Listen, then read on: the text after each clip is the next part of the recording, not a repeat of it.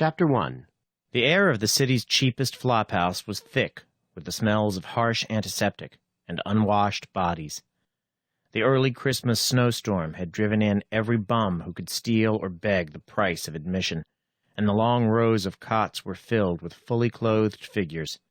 Those who could afford the extra dime were huddled under thin, grimy blankets. The pariah, who had been Dr. Daniel Feldman, enjoyed no such luxury. He tossed fitfully on a bare cot, bringing his face into the dim light.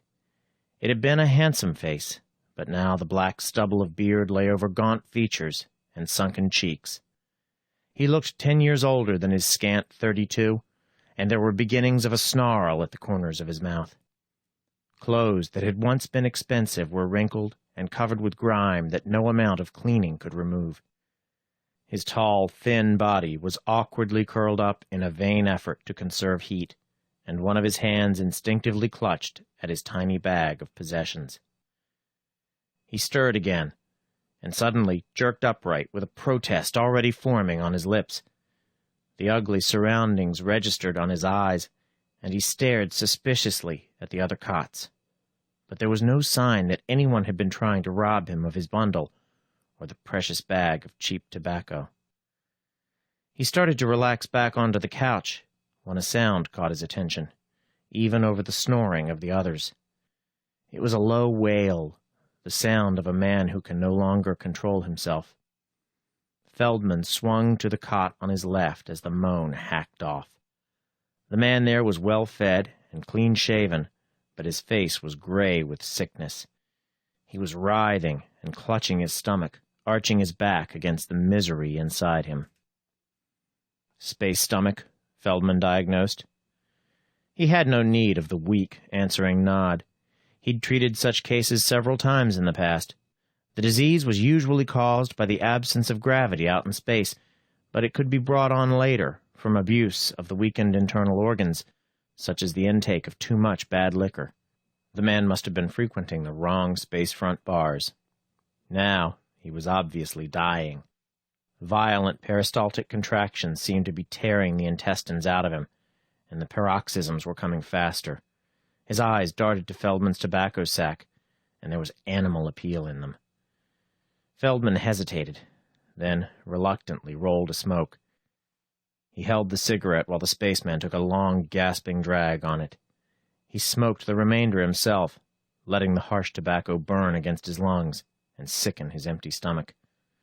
Then he shrugged and threaded his way through the narrow aisles toward the attendant.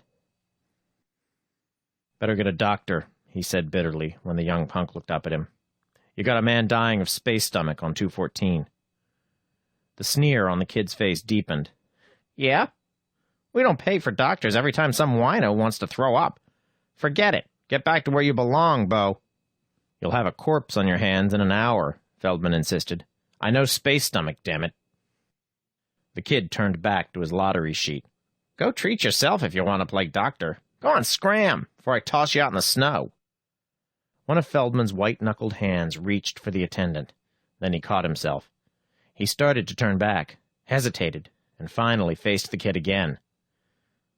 "I'm not fooling, and I was a doctor," he stated. "My name is Daniel Feldman." The attendant nodded absently until the words finally penetrated. He looked up, studied Feldman with surprised curiosity and growing contempt, and reached for the phone. "Gimme medical directory," he muttered. Feldman felt the kid's eyes on his back as he stumbled through the aisles to his cot again. He slumped down, rolling another cigarette in hands that shook. The sick man was approaching delirium now, and the moans were mixed with weak, whining sounds of fear. Other men had wakened and were watching, but nobody made a move to help.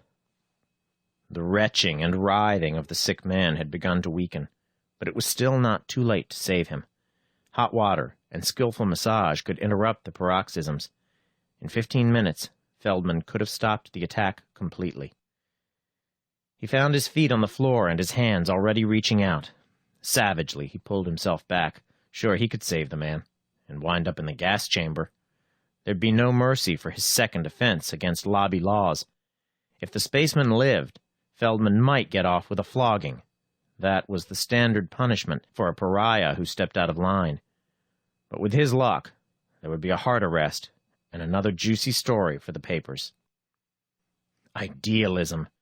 The medical lobby made a lot out of the word, but it wasn't for him.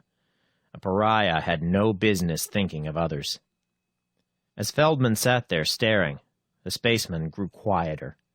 Sometimes, even at this stage, massage could help. It was harder without liberal supplies of hot water, but the massage was really the important treatment. It was the trembling of Feldman's hands that stopped him. He no longer had the strength or the certainty to make the massage effective. He was glaring at his hands in self-disgust when the legal doctor arrived. The man was old and tired. Probably he had been another idealist who had wound up defeated, content to leave things up to the established procedures of the medical lobby. He looked it as he bent over the dying man. The doctor turned back at last to the attendant. "Too late. The best I can do is ease his pain. The call should have been made half an hour earlier." He had obviously never handled space stomach before. He administered a hypo that probably held Narcanol. Feldman watched, his guts tightening sympathetically for the shock that would be to the sick man. But at least it would shorten his sufferings. The final seizure lasted only a minute or so. "Hopeless," the doctor said. His eyes were clouded for a moment, and then he shrugged. "Well, I'll make out a death certificate. Anyone here know his name?" His eyes swung about the cots until they came to rest on Feldman. He frowned, and a twisted smile curved his lips. "Feldman, isn't it? You still look something like your pictures. Do you know the deceased?" Feldman shook his head bitterly. "No, I don't know his name. I don't even know why he wasn't cyanotic at the end, if it was space stomach. Do you, Doctor?" The old man threw a startled glance at the corpse. Then he shrugged and nodded to the attendant. "Well, go through his things.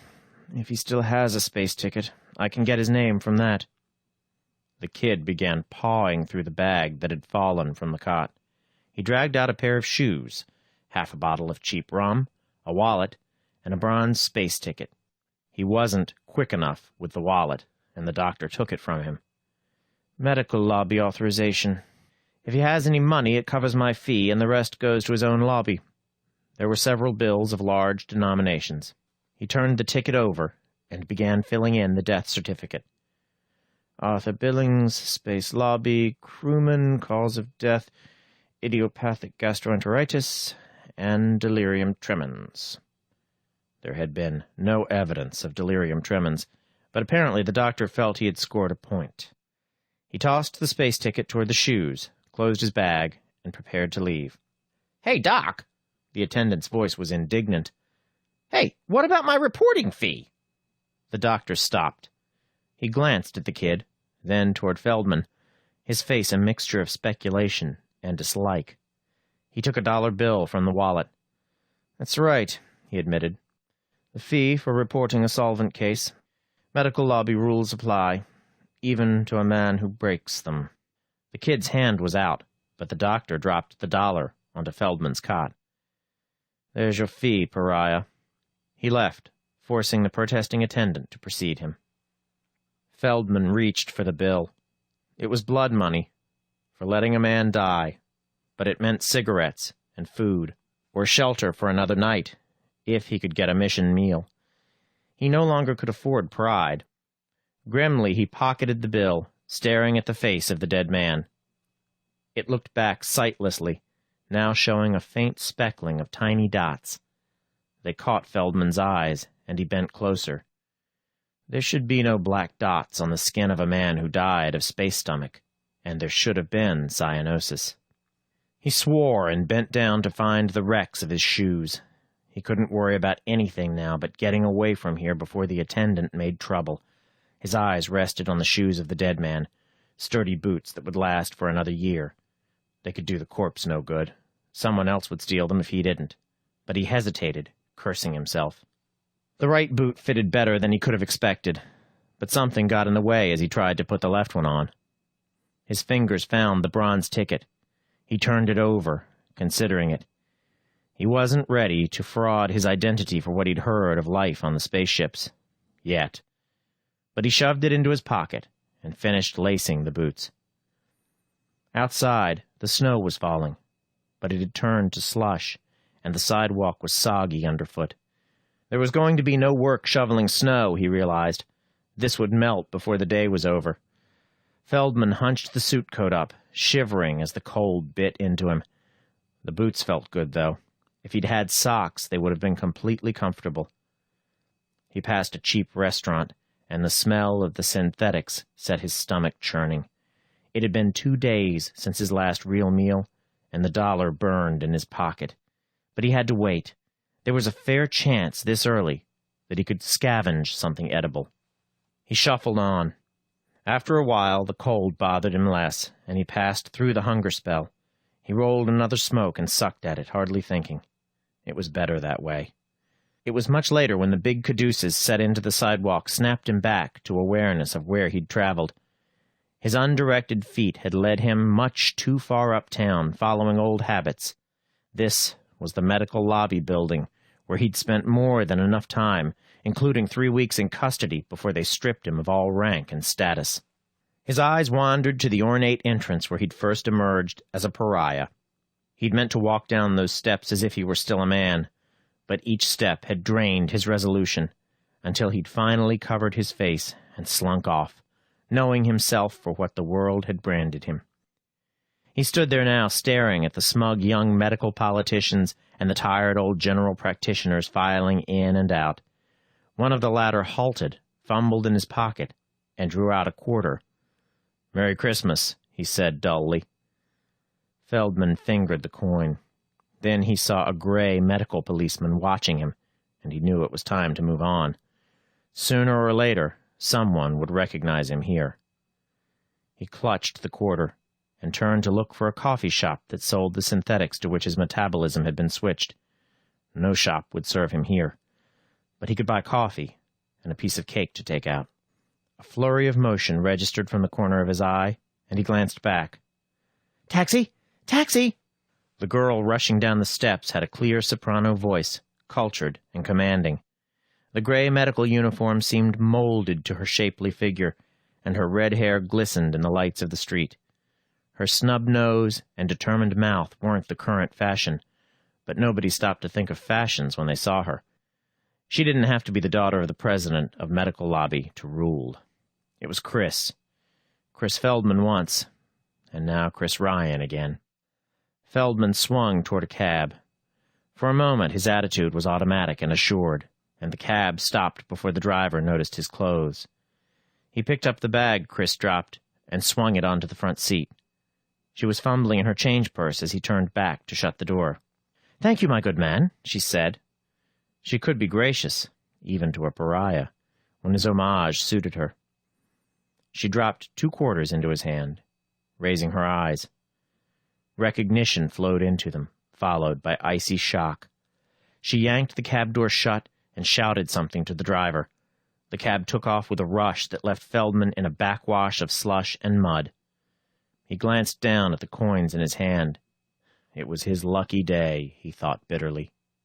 He moved across the street and away, not bothering about the squeal of brakes and the honking of horns. He looked back only once, toward the glowing sign that topped the building. "Your health is our business." Then the great symbol of the health business faded behind him, and he stumbled on, sucking incessantly at the cigarettes he rolled. One hand clutched the bronze badge belonging to the dead man, and his stolen boots drove onward through the melting snow. It was Christmas, in the year 2100, on the Protectorate of Earth. Chapter 2. Feldman had set his legs the problem of heading for the great spaceport and escape from Earth, and he let them take him without further guidance. His mind was wrapped up in a whirl of the past, his past, and that of the whole planet. Both pasts had in common the growth and sudden ruin of idealism. Idealism. Throughout history, some men had sought the ideal, and most had called it freedom. Only fools expected absolute freedom, but wise men dreamed up many systems of relative freedom, including democracy. They had tried that in America, as the last fling of the dream. It had been a good attempt, too. The men who drew the Constitution had been pretty practical dreamers. They came to their task after a bitter war and a worse period of wild chaos, and they had learned where idealism stopped and idiocy began. They set up a republic with all the elements of democracy that they considered safe. It had worked well enough to make America the #1 power of the world, but the men who followed the framers of the new plan were a different sort, without the knowledge of practical limits. The privileges their ancestors had earned in blood and care became automatic rights. Practical men tried to explain that there were no such rights, that each generation had to pay for its rights with responsibility. That kind of talk didn't get far. People wanted to hear about rights, not about duties. They took the phrase that all men were created equal and left out the implied kicker that equality was in the sight of God and before the law. They wanted an equality with the greatest men without giving up their drive toward mediocrity, and they meant to have it. In a way, they got it. They got the vote extended to everyone. The man on subsidy or public dole could vote to demand more. The man who read of nothing beyond sex crimes could vote on the great political issues of the world. No ability was needed for his vote. In fact, he was assured that voting alone was enough to make him a fine and noble citizen. He loved that, if he bothered to vote at all that year. He became a great man by listing his unthought, hungry desire for someone to take care of him without responsibility. So he went out and voted for the man who promised him most, or who looked most like what his limited dreams felt to be a father image, or son image, or hero image. He never bothered later to see how the men he'd elected had handled the jobs he had given them. Someone had to look, of course, and someone did. Organized special interests stepped in where the mob had failed. Lobbies grew up. There had always been pressure groups, but now they developed into a third arm of the government. The old farm lobby was unbeatable. The big farmers shaped the laws they wanted. They convinced the little farmers it was for the good of all, and they made the story stick well enough to swing the farm vote. They made the laws when it came to food and crops. The last of the great lobbies was space, probably. It was an accident that grew up so fast it never even knew it wasn't a real part of the government. It developed during a period of chaos, when another country called Russia got the first hunk of metal above the atmosphere, and when the representatives who had been picked for everything but their grasp of science and government went into panic over a myth of national prestige. The space effort was turned over to the aircraft industry, which had never been able to manage itself successfully except under the stimulus of war or a threat of war. The failing airplane industry became the space combine overnight, and nobody kept track of how big it was, except a few sharp operators. They worked out a system of subcontracts that spread the profits so wide that hardly a company of any size in the country wasn't getting a share. Thus, a lot of patriotic, noble voters got their pay from companies in the lobby block and could be panicked by the lobby at the first mention of recession. So Space Lobby took over completely in its own field. It developed enough pressure to get whatever appropriations it wanted, even over presidential veto. It created the only space experts, which meant that the men placed in government agencies to regulate it came from its own ranks. The other lobbies learned a lot from space. There had been a medical lobby long before, but it had been a conservative group, mostly concerned with protecting medical autonomy and ethics. It also tried to prevent government control of treatment and payment, feeling that it couldn't trust the people to know where to stop. But its history was a long series of retreats. It fought what it called socialized medicine, but the people wanted their troubles handled free, which meant by government spending, since that could be added to the national debt and thus didn't seem to cost anything. It lost, and eventually the government paid most medical costs without doctors working on a fixed fee. Then quantity of treatment paid, rather than quality. Competence no longer mattered so much. The lobby lost, but didn't know it, because the lowered standards of competence in the profession lowered the caliber of men running the political aspects of that profession as exemplified by the lobby. It took a worldwide plague to turn the tide. The plague began in old China. Anything could start there, with more than 1 billion people huddled in one area and a few madmen planning to conquer the world. It might have been a laboratory mutation, but nobody could prove it. It wiped out 2 billion people, depopulated Africa and most of Asia, and wrecked Europe, leaving only America comparatively safe to take over. An obscure scientist in one of the laboratories run by the medical lobby found a cure before the first waves of the epidemic hit America. Rutherford Ryan, then head of the lobby, made sure that medical lobby got all the credit. By the time the world recovered, America ran it, and the medical lobby was untouchable. Ryan made a deal with space lobby, and the two effectively ran the world. None of the smaller lobbies could buck them, and neither could the government. There was still a president and a Congress, as there had been a Senate under the Roman Caesars. But the two lobbies ran themselves as they chose. The real government had become a kind of oligarchy, as it always did after too much false democracy ruined the ideals of real and practical self-rule. A man belonged to his lobby, just as a serf had belonged to his feudal landlord. It was a safe world now.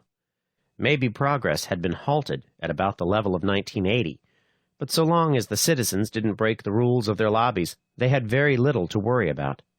For that, for security and the right not to think, most people were willing to leave well enough alone. Some rules seemed harsh, of course, such as the law that all operations had to be performed in lobby hospitals, but that could be justified. It was the only safe kind of surgery, and the only way to make sure there was no unsupervised experimentation, such as that which supposedly caused the plague. The rule was now an absolute ethic of medicine. It also made for better fees. Feldman's father had stuck by the rule but had questioned it. Feldman learned not to question in medical school. He scored second in medical ethics only to Christina Ryan. He had never figured why she singled him out for her attentions, but he gloried in both those attentions and the results. He became automatically a rising young man, the favorite of the daughter of the lobby president. He went through internship without a sign of trouble. Chris humored him in his desire to spend 3 years of practice in a poor section loaded with disease, and her father approved. Such selfless dedication was the perfect image projection for a future son-in-law. In return, he agreed to follow that period by becoming an administrator, a doctor's doctor, as they put it. They were married in April, and his office was ready in May, complete with a staff of 80. The publicity releases had gone out, and the public relations lobby that handled news and education was paid to begin the greatest build-up any young genius ever had. They celebrated that with a little party of some 400 people and reporters at Ryan's Lodge in Canada. It was to be a gala weekend. It was then that Baxter shot himself. Baxter had been Feldman's closest friend in the lobby. He'd come along to handle press relations, and had gotten romantic about the countryside, never having been out of a city before. He hired a guide and went hunting, 80 miles beyond the last outpost of civilization. Somehow, he got his hand on a gun, though only guides were supposed to touch them, managed to overcome its safety devices, and then pulled the trigger with the gun pointed the wrong way. Chris, Feldman, and Harnett from Public Relations had accompanied him on the trip. They were sitting in a nearby car while Feldman enjoyed the scenery. Chris made further plans, and Harnett gathered material. There was also a photographer and writer, but they hadn't been introduced by name. Feldman reached Baxter first. The man was moaning and scared, and he was bleeding profusely. Only a miracle had saved him from instant death. The bullet had struck a rib, been deflected and robbed of some of its energy, and had barely reached the heart. But it had pierced the pericardium as best Feldman could guess, and it could be fatal at any moment. He'd reached for a probe without thinking. Chris knocked his hand aside. She was right, of course. He couldn't operate outside a hospital. But they had no phone in the lodge where the guide lived, and no way to summon an ambulance. They'd have to drive Baxter back in the car, which would almost certainly result in his death. When Feldman seemed uncertain, Harnett had given his warning in a low but vehement voice. "You touch him, Dan, and I'll spread it in every one of our media. I'll have to. It's the only way to retain public confidence. There'd be a leak, with all the guides and others here, and we can't afford that. I like you. You have color. But touch that wound, and I'll crucify you." Chris added her own threats. She'd spent years making him the outlet for all her ambitions, denied because women were still only second-rate members of medical lobby. She couldn't let it go now. And she was probably genuinely shocked. Baxter groaned again and started to bleed more profusely. There wasn't much equipment. Feldman operated with a pocket knife sterilized in a bottle of expensive scotch, and only anodyne tablets in place of anesthesia. He got the bullet out and sewed up the wound with a bit of surgical thread he'd been using to tie up a torn good luck emblem. The photographer and writer recorded the whole thing. Chris swore harshly and beat her fists against the bole of a tree. But Baxter lived. He recovered completely and was shocked at the heinous thing that had been done to him. They crucified Feldman.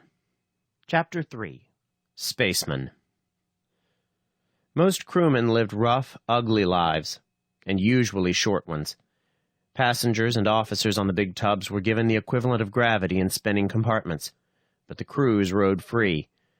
The lucky crewmen lived through their accidents, got space stomach now and then, and recovered. Nobody cared about the others. Feldman's ticket was work-stamped for the Navajo, and nobody questioned his identity.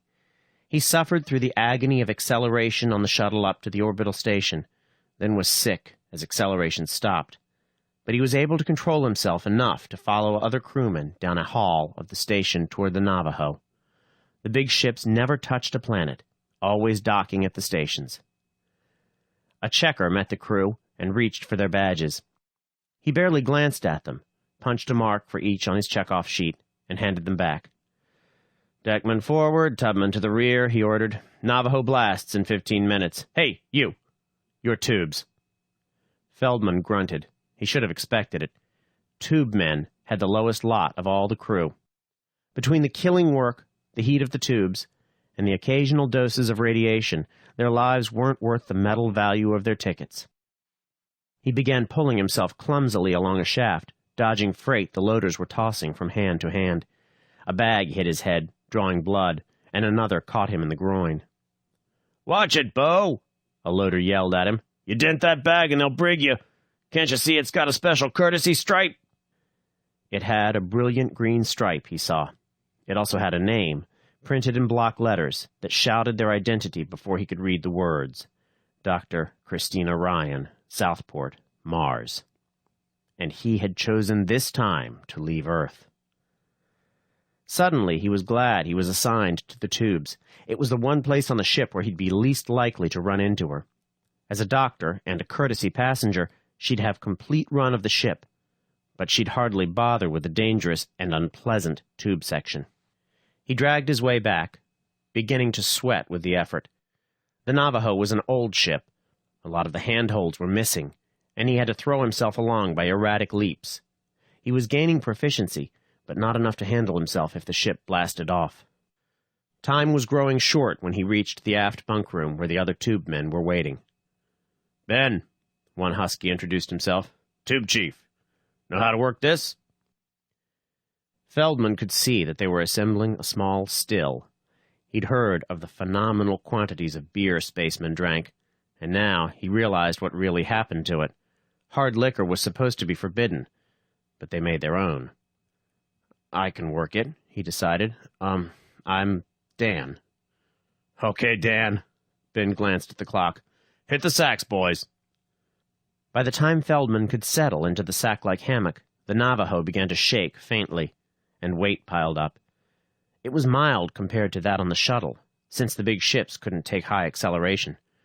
Space had been conquered for more than a century, but the ships were still flimsy tubs that took months to reach Mars, using immense amounts of fuel. Only the valuable plant hormones from Mars made commerce possible at the ridiculously high freight rate. 3 hours later, he began to find out why spacemen didn't seem to fear dying or turning pariah. The tube quarters had grown insufferably hot during the long blast, but the main tube room was blistering as Ben led the men into it. The chief handed out spacesuits and motioned for Dan. "Greenhorn, ain't you? Okay, I'll take you with me. We go out in the tubes and pull the lining. I pry up the stuff, you carry it back and stack it. They sealed off the tube room, pumped out the air, and went into the steaming, mildly radioactive tubes, just big enough for a man on his hands and knees. Beyond the tube mouth was empty space, waiting for the man who slipped. Ben began ripping out the eroded blocks with a special tool. Feldman carried them back and stacked them along with the others. A plasma furnace melted them down into new blocks. The work grew progressively worse as the distance to the tube room increased. The tube mouth yawned closer and closer. There were no handholds there, only the friction of a man's body in the tube. Life settled into a dull routine of labor, sleep, and the brief relief of the crude white mule from the still. They were 6 weeks out and almost finished with the tube cleaning when number 2 tube blew. Bits of the remaining radioactive fuel must have collected slowly until they reached the blow point. Feldman in number 1 would have gone sailing out into space, but Ben reacted at once. As the ship leaped slightly, Feldman brought up sharply against the chief's braced body. For a second, their fate hung in the balance. Then it was over, and Ben shoved him back, grinning faintly. He jerked his thumb and touched helmets briefly. "There they go, Dan." The 2 men who had been working in number 2 were charred lumps, drifting out into space. No further comment was made on it, except that they'd have to work harder from now on, since they were short-handed. That rest period, Feldman came down with a mild attack of space stomach, which meant no more drinking for him, and was off work for a day. Then the pace picked up. The tubes were cleared, and they began laying the new lining for the landing blasts.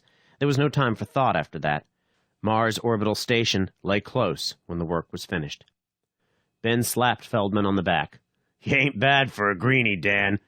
We all get 6-day passes on Mars. Hit the sack now so you won't waste time sleeping then. We'll hear it when the ship berths." Feldman didn't hear it, but the others did. He felt Ben shaking his shoulder, trying to drag him out of the sack. "Grab your junk, Dan."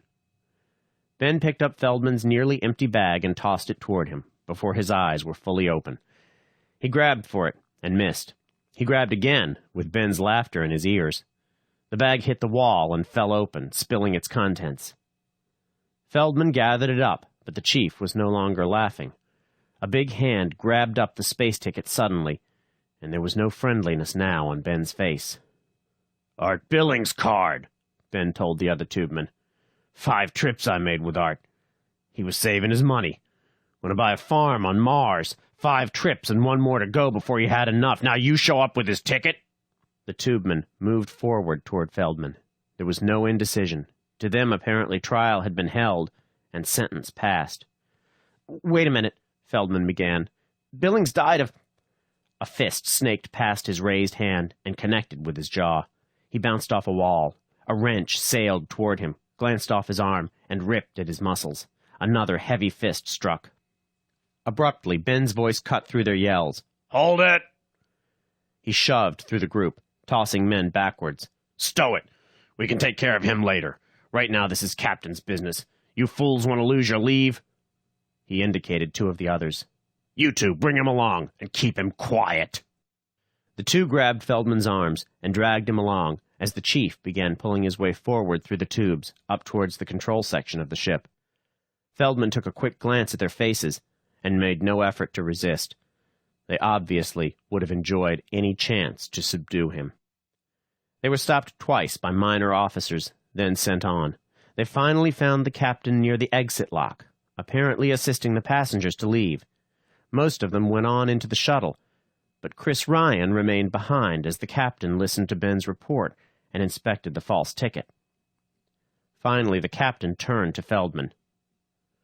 "You, what's your name?"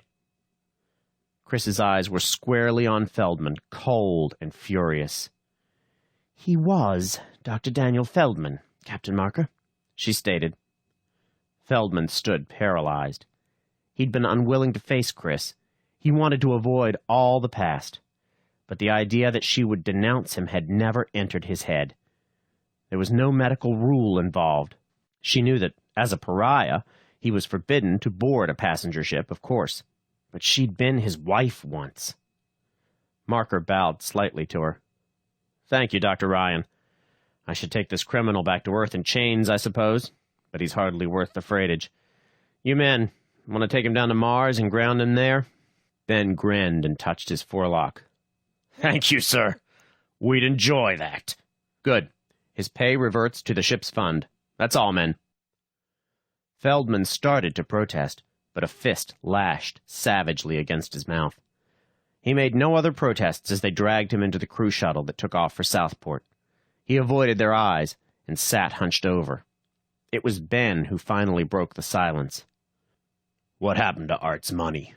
He had a pile on him." "Go to hell." "Give, I said." Ben twisted his arm back toward his shoulder, applying increasing pressure. "A doctor took it for his fee when Billings died of space stomach. Damn you, I couldn't help him." Ben looked at the others. "Med lobby fee, eh? All the market will take. Could be. Maybe." He shrugged. "Okay. Reasonable doubt. We won't kill you, Bo. Not quite, we won't." The shuttle landed, and Ben handed out the little helmets and aspirators that made life possible in Mars's thin air. Outside, the tubemen took turns holding Feldman and beating him while the passengers disembarked from their shuttle. As he slumped into unconsciousness, he had a picture of Chris Ryan's frozen face as she moved steadily toward the port station. Chapter 4. Martian. It was night when Feldman came to, and the temperature was dropping rapidly. He struggled to sit up through a fog of pain.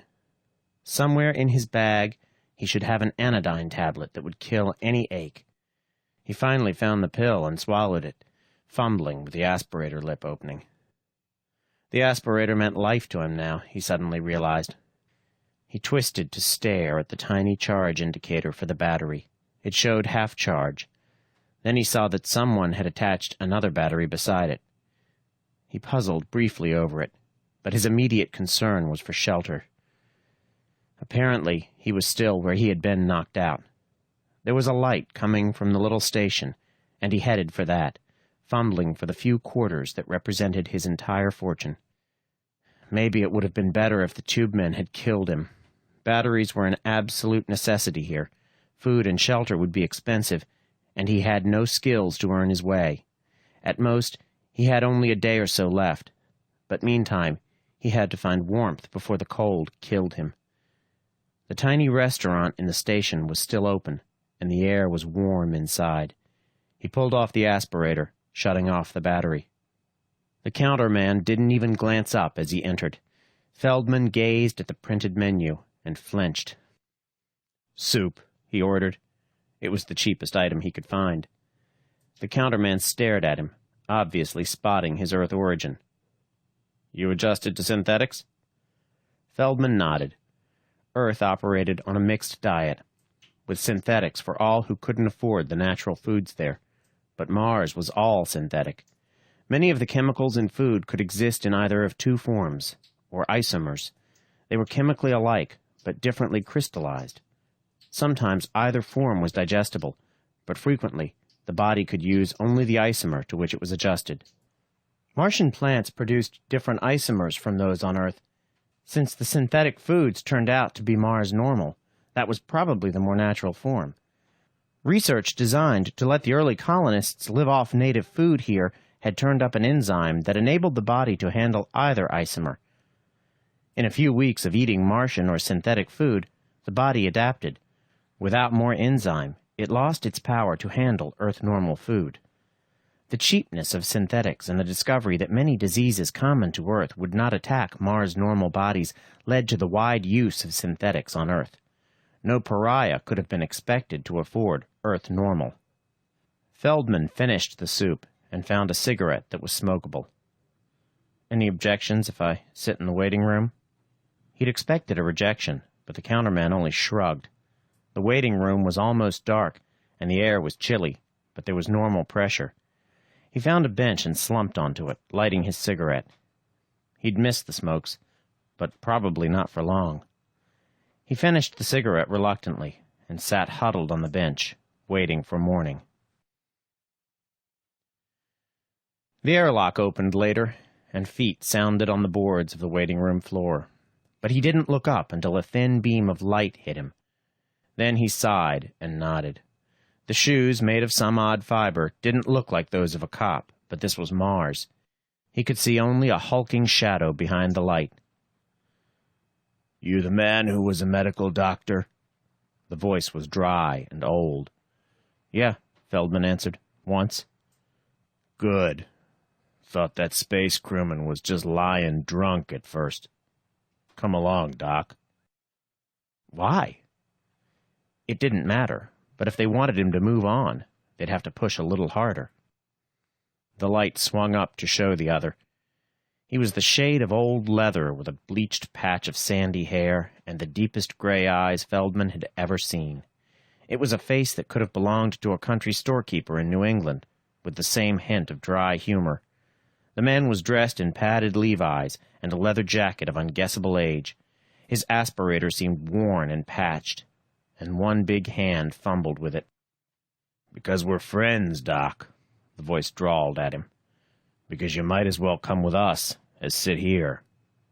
Maybe we have a job for you." Feldman shrugged and stood up. If the man was a lobby policeman, he was different from the usual kind. Nothing could be worse than the present prospects. They went out through the doors of the waiting room toward a rattletrap vehicle. It looked something like a cross between a schoolboy's jalopy and a scaled-down army tank of former times. The treads were caterpillar style, and the stubby body was completely enclosed. A tiny airlock stuck out from the rear.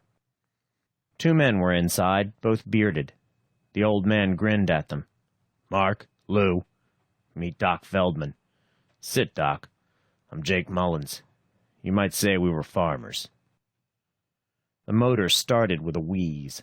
The tractor swung about and began heading away from Southport toward the desert dunes. It shook and rattled, but it seemed to make good time. "I don't know anything about farming," Feldman protested. Jake shrugged. "No, of course not. A couple of our friends heard about you where a spaceman was getting drunk and tipped us off. We know who you are. Here, try a bracky." Feldman took what seemed to be a cigarette and studied it doubtfully. It was coarse and fibrous inside, with a thin, hard shell that seemed to be a natural growth, as if it had been chopped from some vine. He lighted it, not knowing what to expect. Then he coughed as the bitter, rancid smoke burned at his throat. He started to throw it down, and hesitated. Jake was smoking one, and it had killed the craving for tobacco almost instantly. "Some like 'em. Most don't," Jake said. "They won't hurt you. Look, see that? Old Martian ruins, built by some race 1,000,000 years ago. Only a half dozen on Mars." It was a clump of weathered stone buildings in the light from the tractor, and Feldman had seen better in stereo shots. It was interesting only because it connected with the legendary Martian race, like the canals that showed from space but could not be seen on the surface of the planet. Feldman waited for the other to go on, but Jake was silent. Finally, he ground out the butt of the weed. "Okay, Jake, what do you want with me?" "Consultation, maybe. Ever hear of herb doctors? I'm one of them." Feldman knew that the lobby permitted some leniency here, due to the scarcity of real medical help. There was only one decent hospital, at Northport, on the opposite side of the planet. Jake sighed and reached for another bracky weed. "Yeah, I'm pretty good with herbs, but I got a sick village on my hands and I can't handle it. We can't all mortgage our work to pay for a trip to Northport. Southport's all messed up while the new she-doctor gets her metabolism changed. Maybe the old guy there would have helped, but he died a couple of months ago. So it looks like you're our only hope." "Then you have no hope," Feldman told him sickly. "I'm a pariah, Jake. I can't do a thing for you." "We heard about your argument with the lobby. News reaches Mars. But these are mighty sick people, Doc." Feldman shook his head. "Better take me back. I'm not allowed to practice medicine. The charge would be first-degree murder if anything happened." Lou leaned forward. "Shall I talk to him, Jake?" The old man grimaced. "Time enough. Let him see what we got first." Sand howled against the windshield, and the tractor bumped and surged along. Feldman took another of the weeds and tried to estimate their course, but he had no idea where they were when the tractor finally stopped. There was a village of small huts that seemed to be merely entrances to living quarters dug under the surface. They led him into one and through a tunnel into a large room filled with simple cots and the unhappy sounds of sick people. 2 women were disconsolately trying to attend to the half-dozen sick, 4 children and 2 adults. Their faces brightened as they saw Jake, then fell. "Eb and Tilda died," they reported. Feldman looked at the 2 figures under the sheets and whistled. The same black specks he had seen on the face of Billings covered the skins of the 2 old people who had died. "Funny," Jake said slowly. "They didn't act like the others. And they sure died mighty fast. Darn it, I had it figured for that stuff in the book, infantile paralysis. How about it, Doc? Sort of like a cold, stiff, sore neck." It was clearly polio, one of the diseases that could attack Mars-normal flesh. Feldman nodded at the symptoms, staring at the sick kids. He shrugged finally. "There's a cure for it, but I don't have the serum. Neither do you, or you wouldn't have brought me here. I couldn't help if I wanted to." "The old book didn't list a cure," Jake told him, "but it said the kids didn't have to be crippled. There was something about a Kenny treatment. Doc, does the stuff really cripple for life?" Feldman saw one of the boys flinch. He dropped his eyes, remembering the lobby's efficient spy service on Earth, and wondering what it was like here. But he knew the outcome. "Damn you, Jake." Jake chuckled. "Thought you would. We sure appreciate it. Just tell us what to do, Doc."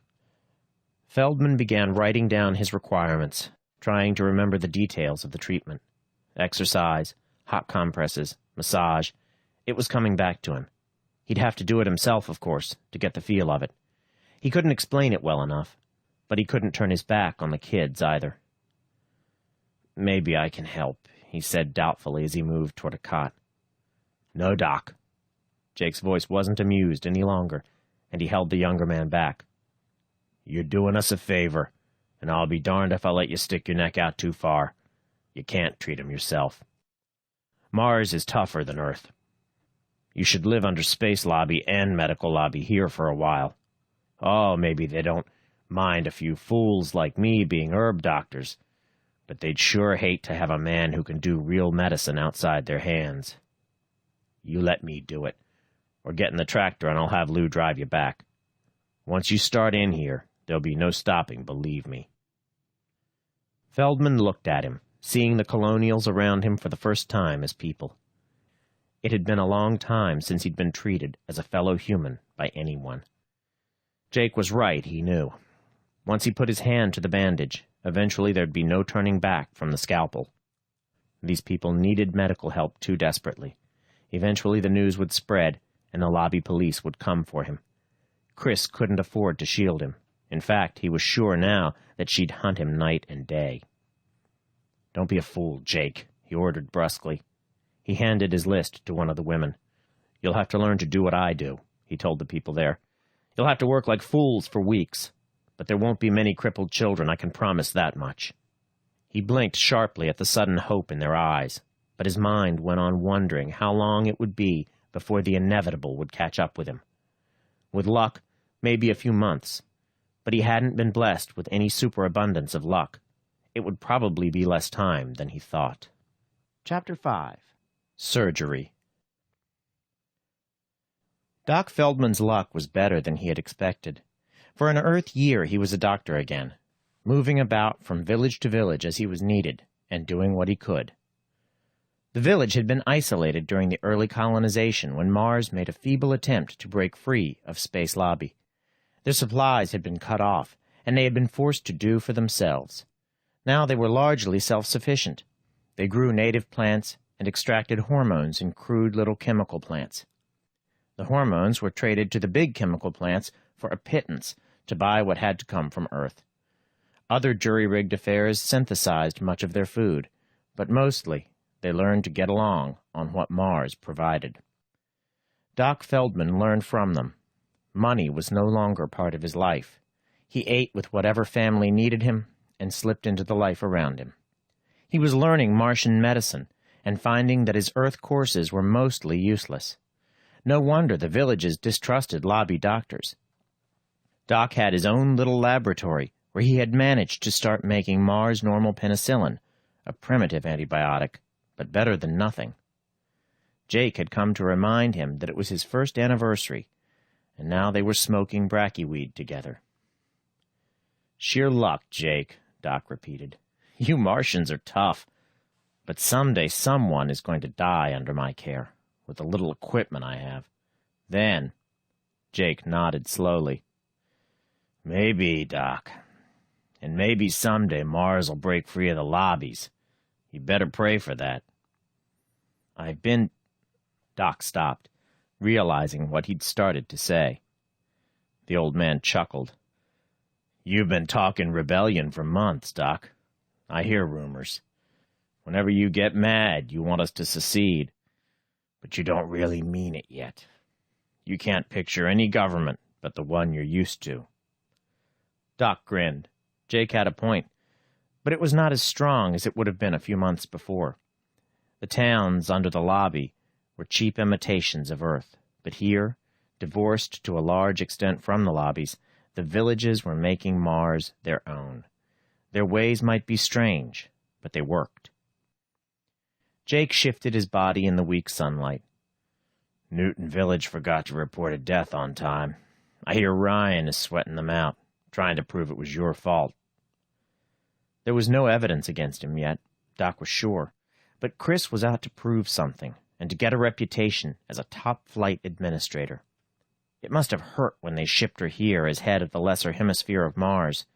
She'd expected to use Feldman as a front while she became the actual ruler of the whole lobby. Now, she wanted to strike back. "She's using blackmail," he said, and some of his old bitterness was in his voice.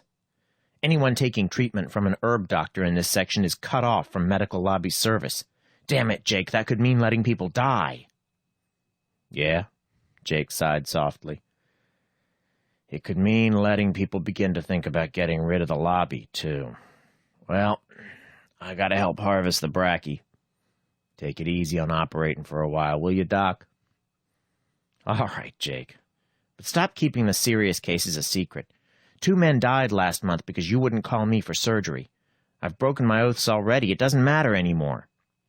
"It matters, boy. We've been lucky. But someday one case will go to the hospital, and they'll find your former work. Then they'll really be after you. The less you do, the better." Doc watched Jake slump off, then turned down into the little root cellar and back toward the room concealed behind it, where his crude laboratory lay. For the moment, he was free to work on the mystery of the black spots. He kept running into them, always on the body of someone who died of something that seemed like a normal disease. Without a microscope, he was almost helpless, but he had taken specimens and tried to culture them. Some of his cultures had grown, though they might be nothing but unknown Martian fungi or bacteria. Mars was dry and almost devoid of air, but plants and a few smaller insects had survived and adapted. It wasn't by any means lifeless. Without a microscope, he could do little but depend on his files of cases. But today there was new evidence. A villager had filched an Earth medical journal from the tractor driven by Chris Ryan and forwarded it to him. He found the black specks mentioned in a single paragraph under skin diseases. Investigation of the diet was being made, since all cases were among people eating synthetics. There was another article on aberrant cases, a few strange little misbehaviors and classical syndromes. He studied that, wondering. It had to be the same thing. Diet didn't account for the fact that the specks appeared only when the patient was near death. Nor did it account for the hard lump at the base of the neck, which he found in every case he could check. That might be coincidence, but he doubted it. Whatever it was, it aggravated any other disease the patient had and made seemingly simple diseases turn out to be completely and rapidly fatal. Once, syphilis had been called the great imitator, This gave promise of being worse. He shook his head, cursing his lack of equipment. Each month, people were dying with these specs, and he was helpless. The concealed door broke open suddenly, and a boy thrust his head in. "Doc, there's a man here from Einstein. Says his wife's dying." The man was already coming into the room. "She's powerful sick, Doc.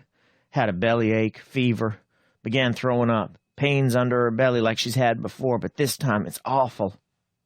Doc shot a few questions at him, frowning at what he heard. Then he began packing the few things that might help.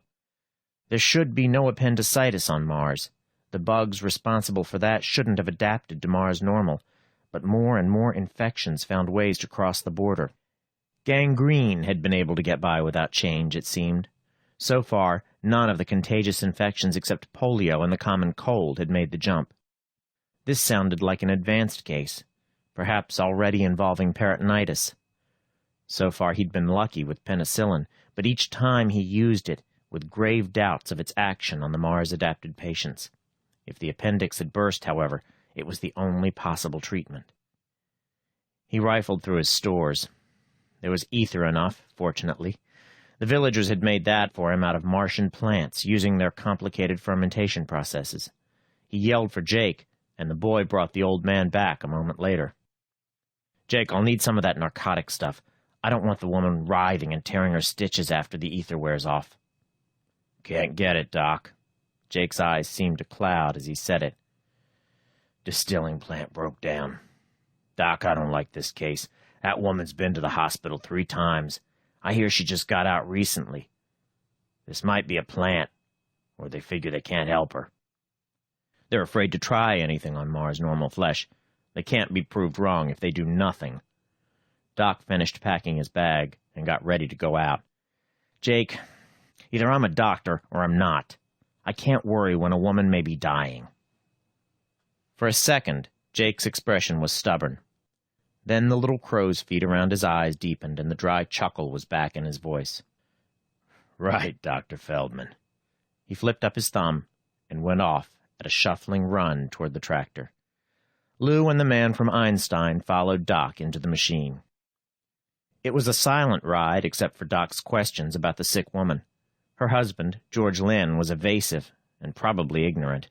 He admitted that Harriet had been to the dispensary and small infirmary that Southport called a hospital. It was the only place in the entire southern hemisphere where an operation could be performed legally. Most cases had to go to Northport, but Chris had been trying to expand. Apparently, she was determined to make Southport into another major center before she was called back to Earth. Doc wondered why the villagers went there. They had no medical insurance with the lobby. They couldn't afford it. Most villagers didn't have the cash either. They were forced to mortgage their future work and that of their families to the drug plants that were run by the lobby. "And they just turned your wife away?" Doc asked. He couldn't quite believe that of Chris. "Well, I don't know. She wouldn't talk much. Twice she went and they gave her something. Cost every cent I could borrow. Then last time, they kept a whole couple days before they let me come and get her. But now she's a lot worse." Jake spun about, suddenly tense. "How'd you pay them last time, George?" "Why, they didn't ask. I told her she could put up 6 months from me and the kids, but nobody said nothing about it. Just gave her back to me." He frowned slowly, his dull voice uncertain. "They told me they'd done all they could not to bring her back. That's why she was so strong on getting Doc." "I don't like it," Jake said flatly. "It stinks. They always charge. George, did they suggest she get in touch with Doc here?" "Maybe they did, maybe not. Harriet did all the talking with him.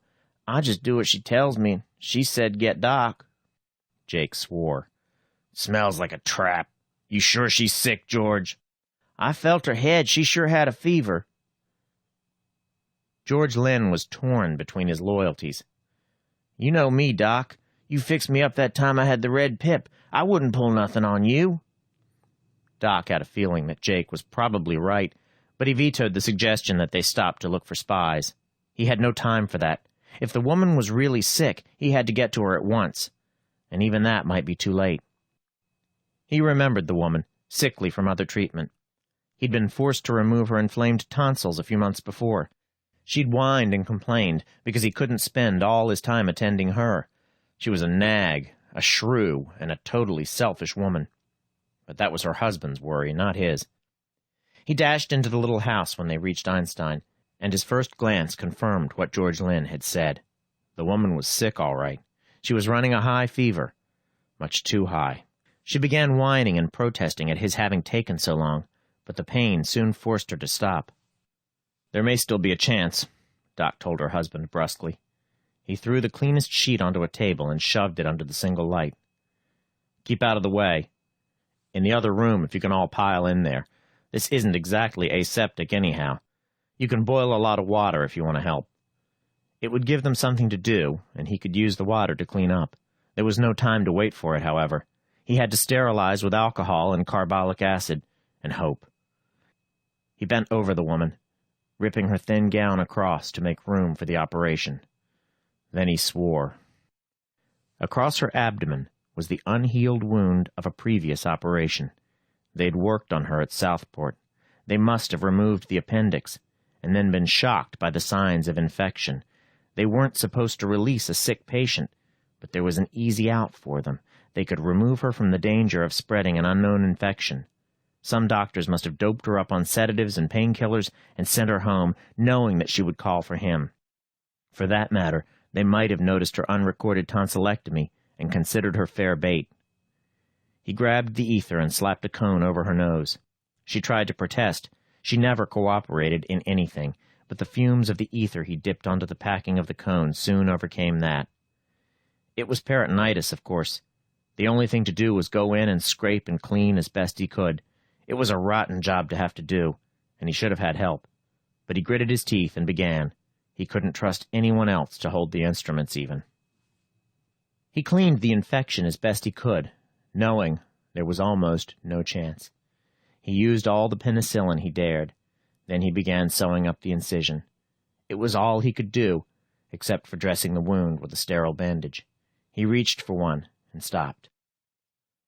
While he'd been working, the woman had died, far more quietly than she had ever lived. It was probably the only gracious act of her life, but it was damning to Doc. They couldn't hide her death, and any investigation would show that someone had worked on her. To the lobby, he would be the one who had murdered her. Jake was waiting in the tractor. He took one look at Doc's face and made no inquiries. They were more than a mile away when Jake pointed back. Small in the distance, but distinct against the sands, a gray Medical Corps tractor was coming. Either they'd had a spy in the village, or they'd guessed the rate of her infection very closely. They must have hoped to catch Doc in the act, and they'd barely missed. It wouldn't matter. Their pictures, and what testimony they could force from the village, should be enough to hang Doc.